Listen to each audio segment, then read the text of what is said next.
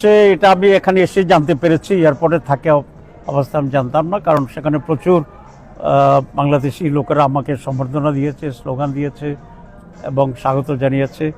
সুতরাং বাকি কাজটা আমি টের পাইনি। এটা আমি খুব বিব্রত বোধ করি না। এই জন্য বাংলাদেশের এই নেগেটিভ কালচারটা আগে থেকে হয়ে আসছিল। যখন এই কোনো সরকার প্রধান সফর করে, বিরোধী দল যেই থাকে আইসে এখানে স্লোগান দেয়। আমেরিকা একটু ডেমোক্রেটিক দেশ, 10-20 জন আইসে এখানে একটা স্লোগান দিতে পারে, ডিম মারতে পারে।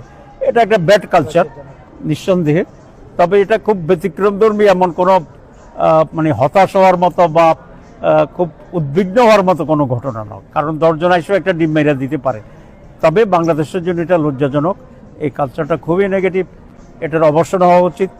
এখানে যারা করেছে তারাই অপমানিত হয়েছে, যারা করেছে তারাই কন্ডেমড হয়েছে, তারাই বাংলাদেশকে অসম্মানিত করেছে।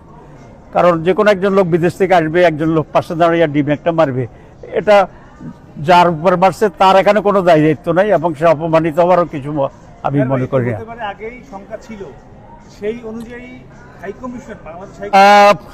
ওভারঅল পুরো ম্যানেজমেন্ট যেটা আমি দেখলাম, যে আজকে আমাদেরকে এক জায়গায় দিয়ে গাড়িতে উঠেছে আনার জন্য, আবার গাড়ি থেকে নামে নর্মাল প্রসেসে আসছে, এগুলো খুব বেশি কমিউনিকেশন গ্যাপ আছে বলে এটা আমার কাছে মনে হয়েছে। হাইকমিশনের ম্যানেজমেন্ট ব্যর্থতা, এটা তো কোনো সন্দেহ নেই।